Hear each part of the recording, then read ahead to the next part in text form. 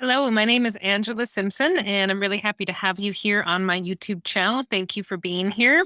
I'm a functional medicine practitioner, and I have been working in the field of women's health for many, many years. And I'm really happy to have you here on this channel to help educate you on how you can learn how to start optimizing your hormone health and wellness as you get towards perimenopause and that transition into menopause as a female. And I know what that feels like because I also am in that stage of life. So I can speak to you a bit from personal experience and also share some of my stories with you of clients that I've worked with that have had great success with the topic that I'm going to speak about today. And that is about weight management in this time period of life, because I know this is something that is so common to come up as a concern and a problem as the hormones start to shift and change. And I just want to let you know that there is a solution, and it doesn't necessarily have to involve calorie deprivation and working out like crazy until you're absolutely exhausted. And what I've actually seen with both of these techniques is that sometimes it actually goes in the opposite direction. So the more you restrict your calories, the harder you work out. Either you don't lose weight, or sometimes you can actually even gain weight. And this can be absolutely frustrating for so many women. And I completely understand that. I've had a point in my life where this has also happened to me where I thought I just needed to work a little harder with my workouts and I would start to see that waistline weight come down. But in reality, for me, that wasn't the case. And this is the same for very many women that I work with. So let me share with you today some of the tips and strategies that I have learned about weight management personally and what I've seen for success with my clients. So, what are the top three issues that come up with weight management in this time period of life? The most common one for females in their 40s, early 50s is I do find this is often what I call go time, where females are very busy. They've got a lot going on, either at home and at work, or a combination of the two. There might be things going on with your family, even outside your home. You might have aging parents, people that are unwell that you're also taking care of or managing. And I know sometimes this is a generation where women feel like they're pulled in multiple directions. And there can be even other stressors from the past. They're also compiling and building up for you now, too. So, one of the most common issues with weight management in this time period of life has to do with stress. And stress, what it does, when we feel stress in our bodies, there is a hormone that is secreted called cortisol. And what can happen when the cortisol levels start to get too high, especially if this does become chronic because we are under stress in multiple different areas of our life, basically on a day to day, even a minute to minute basis. What will happen over time as our cortisol stays too high is it actually will cause our sex hormones to become out of balance along with it.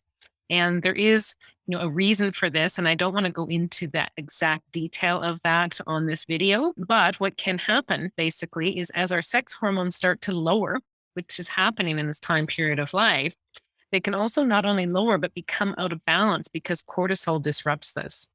And so when we get this disruption, what can happen over time is the end result of this is our metabolism starts to slow down. So often, if we have high cortisol, the other thing that can happen, which is also related to one of these root cause reasons, one of the top three reasons for why we start to not be able to balance our weight, has to do with blood sugar imbalances. So I find this is also so common in this time period of life, and many women have no idea that this is going on. There are ways to tell by doing lab testing for sure, but often, sometimes the lab testing doesn't fully reveal what's going on in regards to the blood sugar imbalances, believe it or not. But it's so common. And if our cortisol stays high for long enough, if we're under a lot of stress, it also can affect our blood sugars and cause them to elevate and stay elevated for long periods of time as well. And what can happen is something called insulin resistance. And if we are becoming insulin resistant, whether we know it or not, it's going to start to slow down our metabolism. And then the end result often ends up with weight gain. So it's really important that we understand this process, what could be causing our blood sugar imbalances, so that we can start to learn some of the ways to help us modify this so that we can optimize our weight. And it's not always as simple as you would think by just starting to lower the sugar in your diet. So I'll talk about that more as well when we talk about the solution. Another very common cause for weight gain, weight issues in this time period of life as you're heading towards or transitioning into menopause is poor sleep. And there's many, many reasons why we can have poor sleep in this time period of life. And so the reason that you're not sleeping well is individualized to you, of course. But what I have noticed is there is a common theme. And often what happens, back to some of the other two concerns, is if we're under a lot of stress, often we will have a hard time getting to sleep. The reason for this is because our cortisol levels, cortisol being that primary stress hormone, if it's too high before we go to bed, it actually interferes with our ability to relax and calm down and get ready to go to sleep. Cortisol should be low as we go to sleep at night, not high. So, definitely one of the primary concerns around not sleeping well can have to do with stress. And what also can happen as we get into this time period of life, as our sex hormones are lowering, actually having higher levels of estrogen and progesterone, especially, can actually help us to get into a deeper sleep. So there's no doubt that there is these hormonal shifts that are also interfering with that potential ability to have a good sleep. So, if you are noticing that your sleep is getting lighter, maybe you're waking up more in the night, feeling like you're more susceptible to the disruptions of, if you have a partner, they're rolling over in bed, they're making noises outside. This is somewhat normal for this time period of life. However, if you're not sleeping well, it actually can really start to, over time, if it becomes chronic sleep deprivation, it can start to slow down and affect your metabolism. So even though the hormones are lowering, we still need to find a solution to help you sleep better so you can optimize your metabolism in this time period of life and therefore optimize your weight. So we'll talk about that again in the solutions part of this video. And then the other thing I just wanted to mention to you about this is I've just worked with a client recently who, over a period of 6.5 months, lost 47 pounds.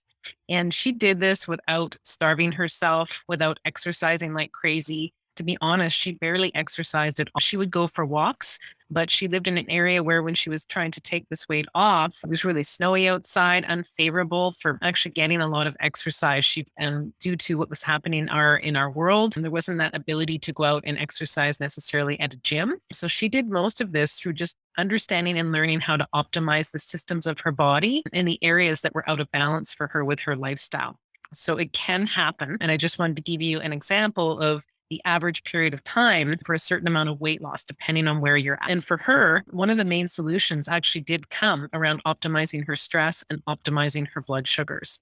And they were very interrelated for her. When she was stressed, she found that she actually was reaching for non-optimal foods, more comfort foods, foods that were higher in carbohydrates, and sometimes things that were a little bit more sugary. So it was great to understand and start to connect that for her. So she did start to, again, not change or pull back on the calories, but she just changed the types of foods that were coming in. She never felt hungry. And this actually had a huge effect alone on her metabolism. Her blood sugar started to rebalance. She also said she noticed she didn't feel as inflamed. She didn't feel as puffy around her cheeks, around her abdominal wall, even around her fingers. She said her joints, she noticed, were feeling stiff and puffy, like there was fluid retention, until she started to change what she was doing with the types of foods coming in. So this was absolutely essential for her. And she also did learn to manage her stress, some techniques that were something that she wasn't doing before. So she started journaling about some of the issues that were coming up for her. She was just starting a new business, and there was a lot of stress around that and uncertainty. So she started to work through that by journaling and writing down her concerns and being able to work through them that way instead of eating her way through them, which is what she described herself as. And again, she wasn't doing any extra exercise to get this result. So, it's unique to everyone what their solution is going to be. But for her, this is what worked. And when I work with women, we always work to understand where is the root cause of your health concerns coming from. So if it is related to weight, there could be some of these concerns going on, but there could also be other things going on in addition to this, or completely different. So again, the goal is always to find and discover what the root cause of your main concerns are, so we can figure out how to establish a solution. So, again, with stress, what is the solution for stress? We can't necessarily always lower stress in our life. This is just the world we live in these days. So what can we do to learn how to cope and manage our stress better if we can't? What I have found for women in this time period of life is sometimes doing the right amount and type of exercise can really help to lower stress. It helps to produce endorphins, neurotransmitters that calm our brain, and really helps us to manage stress and buffer it. However, if we're doing boot camp style workouts, working out at really high intense. I mean, this does work for some females, but I find in this time period of life, it does work less well than maybe it used to. And often one of the solutions is to do walks or yoga or meditation combined with yoga, something that's a little bit more gentle on the body. And this is also a great way for us to even connect with friends. And sometimes that's also one of the best ways you can manage your stress is to talk about it with someone that you know, trust, and care about. So this is just to give you some potential techniques. Again, your solution is going to be unique to you. And then with balancing the blood sugars, you may think that it has to do with reducing sugars and reducing carbohydrates as far as diet goes. And there may be something to this, no doubt. It depends on how out of balance you are with what you're eating right now. However, what I've found most commonly is that to balance blood sugars, it actually has to do with rebalancing your whole diet. And your solution for balancing blood sugars is going to be unique to you and even to your genetics. And so, what I have done with women that are struggling with weight loss resistance in this time period of life is I do run genetic health panels to actually understand how to optimize the genes that help your metabolism, so your metabolism to work optimally in this time period of life. And it's going to be different for different women. For example, some women, genetically speaking, do need to be eating a low fat diet to help them optimize their blood sugars and their weight in this time period of life. Whereas some women need to be eating a low carbohydrate diet. So those are definitely two completely different things. And if you can understand what's happening in your body and how to optimize your genetics, often you will have a much easier time not only losing weight, but being able to keep it off and maintain it. And so I've seen this countless times in my practice when I work with women that are struggling with weight in this time period of life. So if you want to learn more about that and the potential for doing genetic health testing as one of the tools to help learn how to start managing and optimizing your weight, please feel free to reach out to me. So you can connect with me through my website at www.angelasimpsonfunctionalmedicine.ca. There's a contact link there, and you can send me a message that way. You also actually can book a free complimentary consult there for us to talk in person, one-on-one, about how we could start to learn about the challenges and the root causes of your symptoms and how to get a solution for them. So there's some options here to start connecting with me. And I also want to mention what the other potential solution could be for one of the other main issues that could be affecting your weight. And that is learning how to optimize your sleep. And it depends on where you're at in this time period of life. If you are right in the throes of that transition into menopause, you might be having a lot of hot flashes. And so you might be getting woken up. I've worked with women that are woken up every 30 minutes with hot flashes. It might be happening at night. It might be also happening during the day. But if it's happening throughout the night, there's no doubt it's going to be disrupting your sleep. Or you might not be at this phase yet. And you might be noticing just that your sleep is starting to get lighter. It's getting harder for you to get to sleep. You're waking up more frequently in the night and you're not sure why. Either way, regardless of what's happening in those symptoms that I just discussed, there are some things that you can do, some techniques you can put in place right away to help you learn how to optimize your sleep. So some of the things that we often overlook is the time of night we go to bed. And if we do go to bed on time, we can actually start to get ourselves into a process of sleep called deep sleep. And once we get enough deep sleep happening consistently every night of the week, this actually does help us to start resetting and optimizing our metabolism while we sleep. Whereas if we go to bed too late at night, 11, 12, 1, 2 in the morning, I know it's all over the map for females, depending on where they're at and the busyness and stress in their life as to the time they're able to get themselves to bed. But if we go to bed too late, we're actually going to completely miss that window and potential for getting the proper amount of deep sleep. So our metabolism never resets in the night. So this can definitely have a huge effect on weight gain. And again, if you're waking up countless times in the night by hot flashes, the same thing's going to be happening. It's going to severely disrupt your ability to get into deep sleep. So we need to figure out a solution for that. And sometimes it also is related not just to the hot flashes or that lighter sleep that's happening because of sex hormone changes, which is something that is going to occur for all of us in this time period of life, but it can also be happening because we have too high of a level of inflammation in our body. So if our inflammation is too high, it actually is quite synonymous with our cortisol levels being too high. Cortisol causes high inflammation. High inflammation can also cause our cortisol levels to go up. And so this can also disrupt our sleep. It can actually impact our ability to get into deep sleep.